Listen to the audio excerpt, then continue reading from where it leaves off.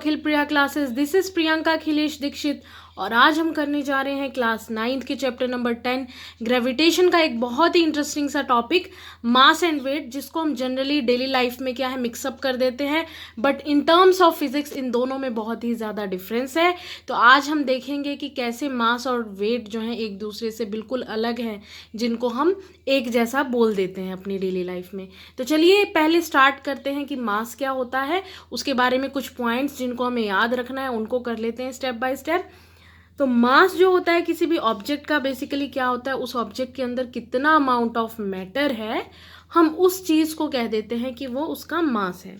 So mass is a measure of the amount of matter in an object.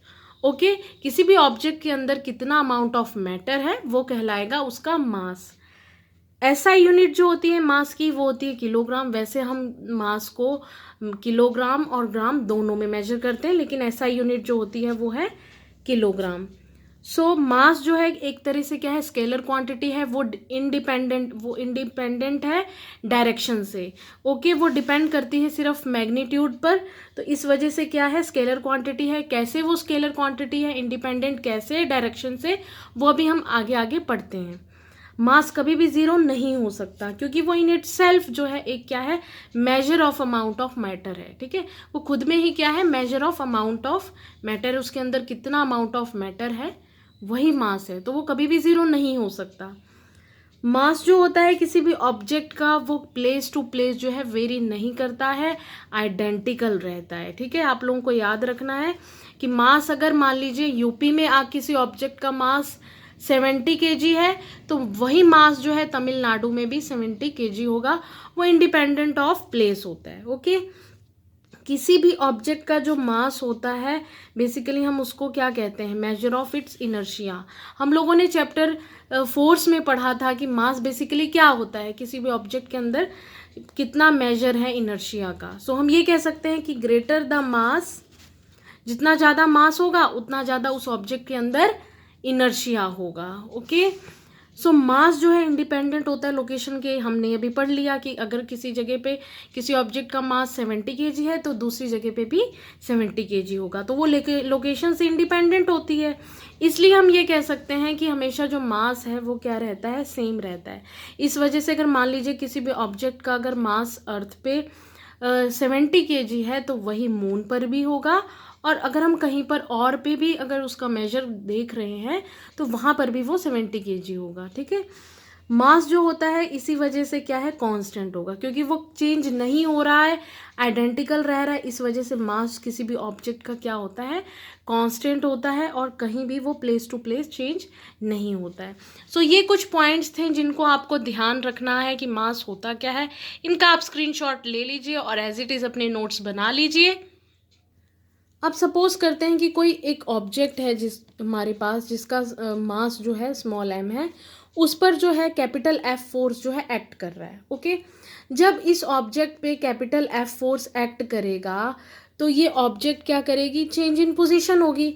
Change in position की वजह से there is change in velocity होगी, और change in velocity को हम in terms of physics में क्या कहते हैं, एक्सीलरेशन, जिसको हम स्मॉल a से डिनोट करते हैं। ठीक है, क्योंकि ऑब्जेक्ट की वेलोसिटी चेंज होगी तो एक्सेलरेशन प्रोड्यूस होगा। तो हम ये कह सकते हैं कि अगर किसी भी ऑब्जेक्ट जिसका मास m था उस पर कैपिटल F फोर्स लग रहा था और एक्सेलरेशन जो एक्सपीरियंस कर रही थी बॉडी, उसको हम लिख सकते हैं F is equal to ma। ये हम लोगों ने पढ़ा है फोर्थ चैप्टर में, सेकेंड लॉ ऑफ मोशन में। ओके, अब देखते हैं कि अगर मान लीजिए एक ऑब्जेक्ट है जिसका मास है m1। ओके, ऐसे ही अगर कोई इससे बड़ी ऑब्जेक्ट है जिसका मास मान लीजिए ले लेते हैं हम m2, तो दोनों पर जो फोर्स एक्ट कर रहा है मान लीजिए उसकी क्वांटिटी सेम ले रहे हैं हम।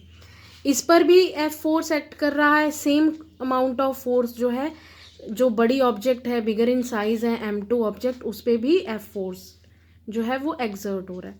तो अब जो एक्सीलरेशन एक्सपीरियंस करेंगी ये दोनों बॉडी, वो कैसे होगी, तो यहाँ से हम निकाल सकते हैं कि एक्सीलरेशन क्या हो सकता है, एक्सीलरेशन क्या हो जाएगा, F/m।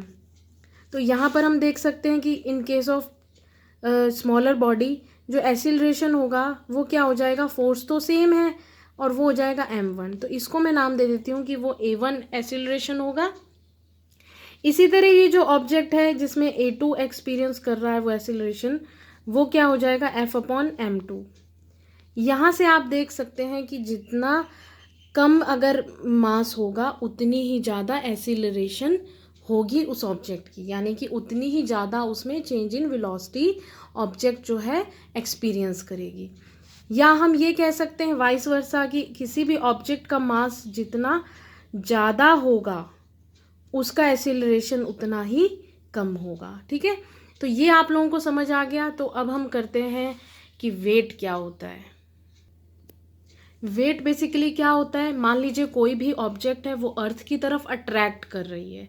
हमें मालूम है कि हम कोई भी चीज़ अगर ऑब्जेक्ट को ऊपर की तरफ फेंकते हैं तो due to force of gravity वो ऑब्जेक्ट जो है नीचे आ जाता है, क्योंकि उस पर अर्थ जो है ग्रेविटेशनल फोर्स जो है उसको लगा रही है। तो उसी ग्रेविटेशनल फोर्स के अट्रैक्शन में जो ऑब्जेक्ट फील करती है फोर्स, उसको कहते हैं हम वेट। ओके, तो अर्थ जो है अट्रैक्ट करती है हर एक ऑब्जेक्ट को, उसमें फोर्स लगाती है।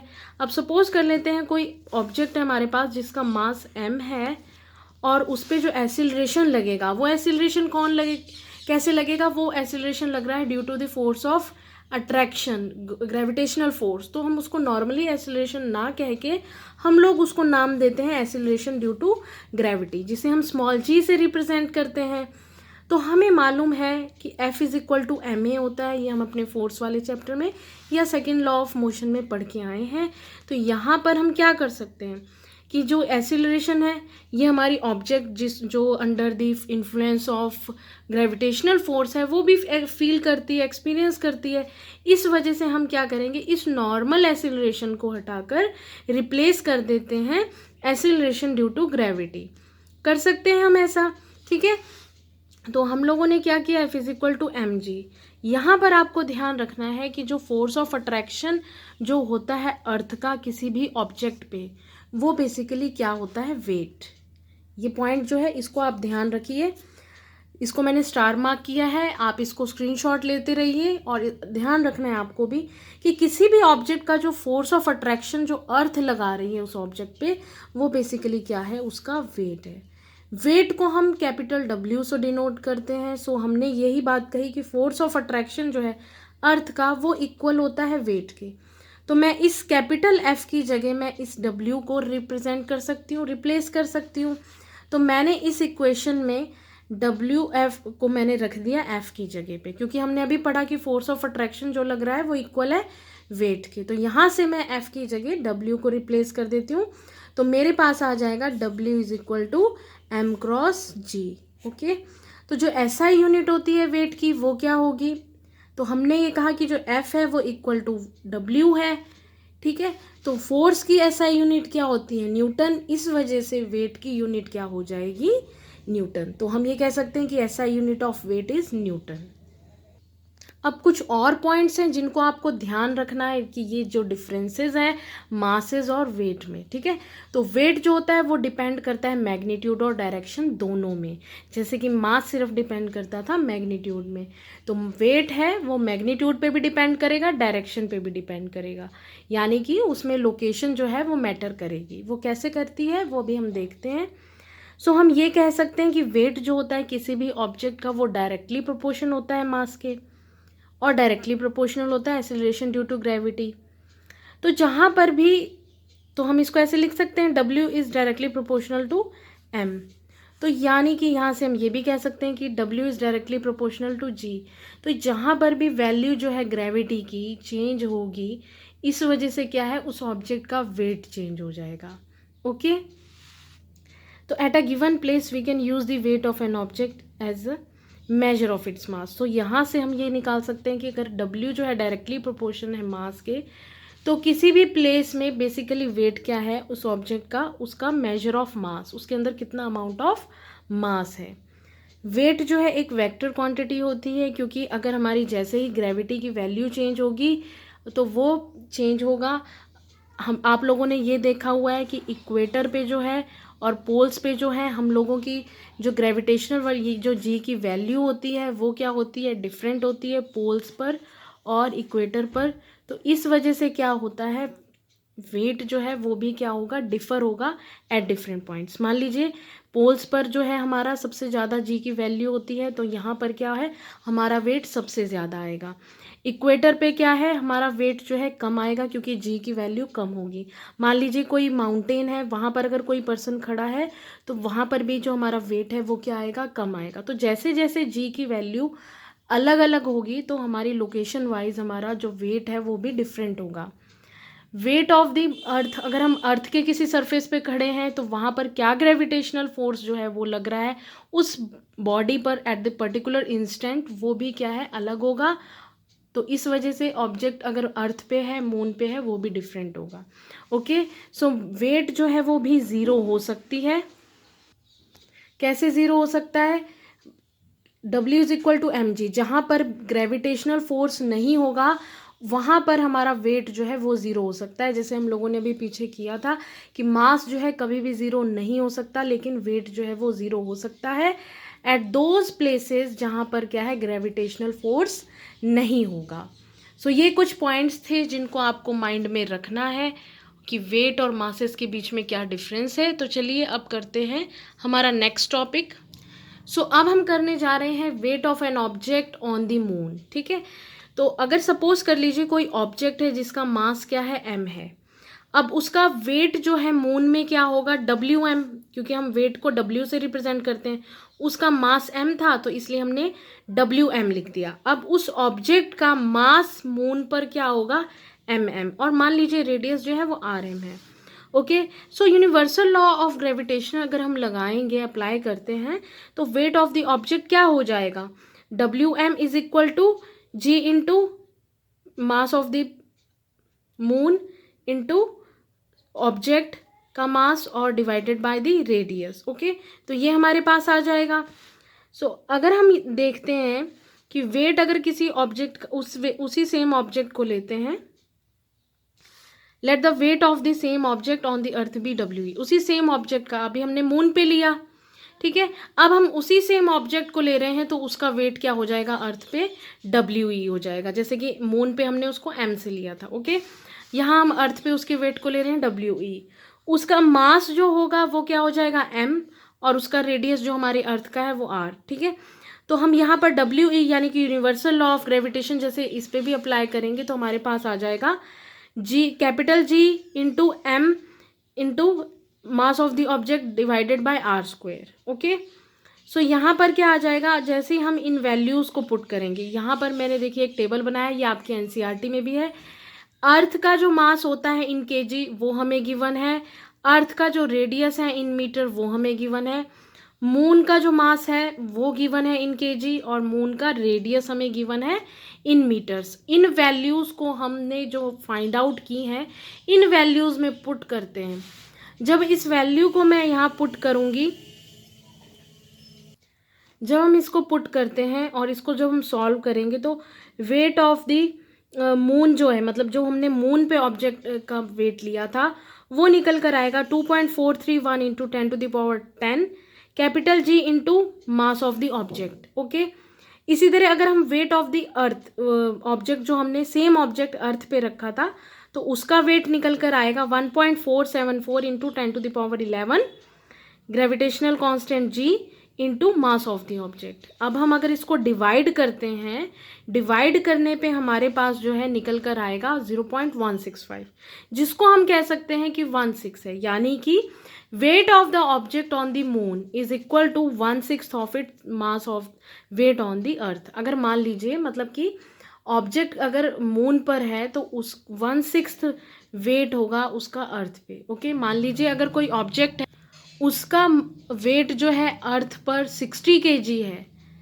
अगर उसका वेट 60 kg अर्थ पर है तो उस ऑब्जेक्ट का वेट जो है मून पर क्या हो जाएगा, 1/6 ऑफ अर्थ के।